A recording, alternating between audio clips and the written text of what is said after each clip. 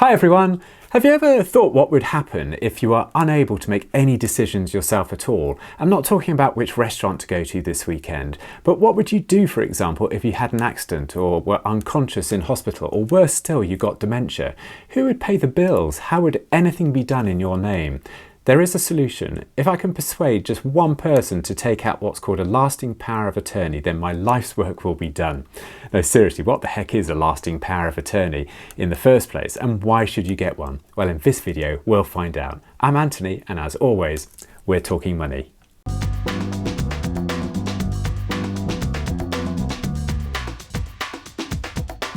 Okay, most people have heard of wills, i.e. the document that details who you would like to leave your estate to after you die. Indeed, you may already have a will, and that's great. After all, the chance of us dying one day is pretty high. In fact, pardon the pun, it's a dead cert. But although you may die without a will, there are certain predefined procedures as to what happens and to whom your money or assets go to. If you're married, for example, then by default, all your assets go to your wife tax-free.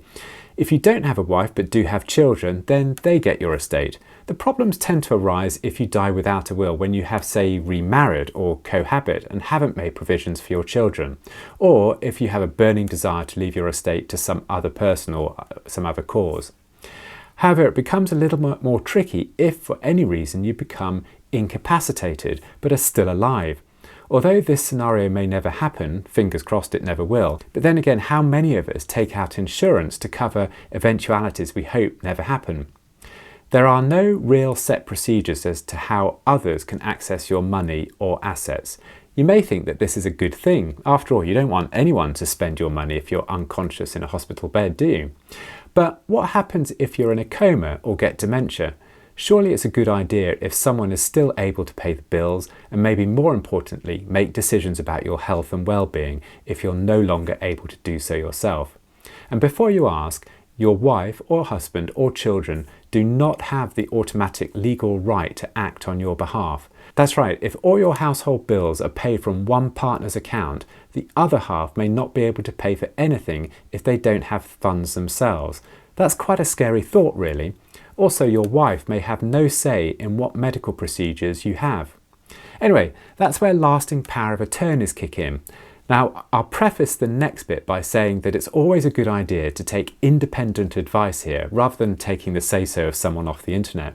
All I do here in these videos is to give my experience and hope it helps someone else out. Lasting power of attorneys allows someone else to step in and make financial and health decisions in your best interests. As a family, we had to do this for our mum, who was no longer able to look after herself in her own home. We had to make decisions about how to pay for nursing care, how to pay the household bills, what medical interventions to take, even whether to take on a gardener to keep the house looking nice. Now, the most important phrase here is that decisions must be in your best interest. And before you ask, someone else can only use a lasting power of attorney if you're certified incapacitated by a doctor and passed by the Court of Protection. Just because someone may have access to your bank account while you're incapacitated, they must do everything in your best interest, i.e. they're not allowed to take money and spend it on anything they want. If they do, they're breaking the law, and the courts come down hard on anyone who does. But importantly, a lasting power of attorney must be filed and registered before you are incapacitated, i.e. when you're fit and healthy and have sound body and mind. So although lasting powers of attorney may never be used, they are very useful indeed if they are ever needed.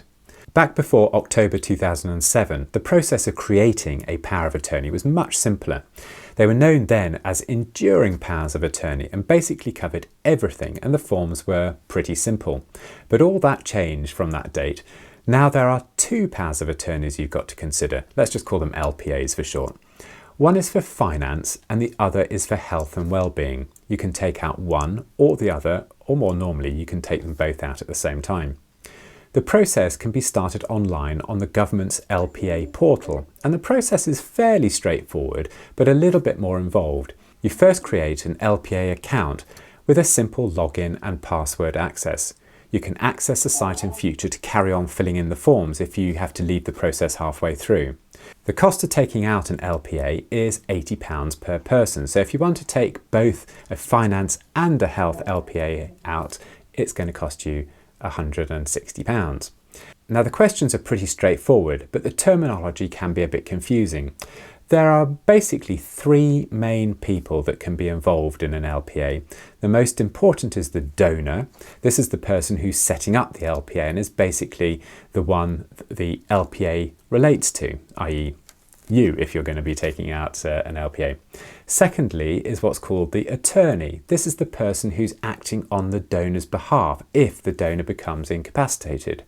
You can have second attorneys or backup attorneys, which is not a bad idea, because just in case your main attorney dies or is out of the country, for example, or incapacitated themselves, it's always good to have a backup. You can imagine that most people have a husband or wife named as a donor and attorney, but what happens if they're both involved in an accident together? This is basically where a secondary attorney can be useful. Finally, there's a person who can be notified if the power of attorney is ever acted upon. This can be useful to act as a bit of a check or brake on what's happening. For example, if there's three brothers, one is a donor, one is an attorney, and the third can be either a backup attorney or simply someone who's notified if the LPA is activated. Once you've filled in all the relevant details and paid the fee, you can then go ahead and submit it all through the government's portal. Not a lot happens at this stage other than a few confirmation emails, but eventually you do get in the post the paperwork that confirms that you now have the LPA, or two LPAs if you've taken out both finance and health. The attorneys are also notified at the same time in writing by post. The notifications also contain information about how to register these LPAs. And they come with registration codes to get on to the next step. Now you may think that this is just the end of the process, but it's not quite. If the LPA is ever needed, the LPA itself needs to be registered. This is a separate process to the setup process just described. This is where these registration codes come in. They don't activate the LPA, but registration is needed prior to activating the LPA. This is all getting a little bit confusing, I can tell just by talking about it. So basically you take out the LPA. The government sends you the forms to say that you've got the LPA, but in order for it to be acted upon, it also needs to be registered. It's always a good idea to register the LPA as soon as possible, because any delays in registration will cause delays in ever using the LPA, and if it's needed, then often time is of the essence. Decisions could be pressing, and the last thing you want to do is to mess about registering the LPA when that could have been done months or even years before. Again, I must stress that the attorney can't actually do anything without confirmation from a doctor, and only then after the Court of Protection is satisfied that the LPA can be activated. If you got to this stage, you've more or less done everything you've needed to do to set up your LPA, and you can then go on with life as normal. Now hopefully, as I said, you will never have to use your LPA, but boy is it useful if you ever need one. We often take out travel insurance just in case we lose our luggage or need to cancel a holiday. We take out house insurance just in case we get burgled or have a flood. We take out pet insurance just in case our favourite pup gets ill. In fact, we do spend so much on things that we hope will never use and hope will never happen, but rest easy knowing that we've taken these steps. Now here's an amazing statistic to leave you on. Only 12% of the adult population in the UK have put in place an LPA of any description. The same percentage, coincidentally, as those who've taken out private medical cover. Private medical cover can be expensive, running into thousands of pounds per year, whereas LPAs are only £80 for life. Both may never be used, but if you use the former, you may well end up wishing you'd had the latter too. Remember, if you're thinking of taking out an LPA, do some research yourself, and if in doubt, consult an expert or financial advisor for help. You certainly don't need to do this on your own. Financial advisors and people who are sort of a bit more savvy with all these type of things can certainly go through the process for you. Anyway, I hope you've enjoyed the video. Let me know if you've taken out an LPA already or you're going to take one out. I'll be interested to know, see if that 12% statistic is actually holding true. Anyway, I'm Anthony, and as always, we're talking money, but until the next video, bye for now.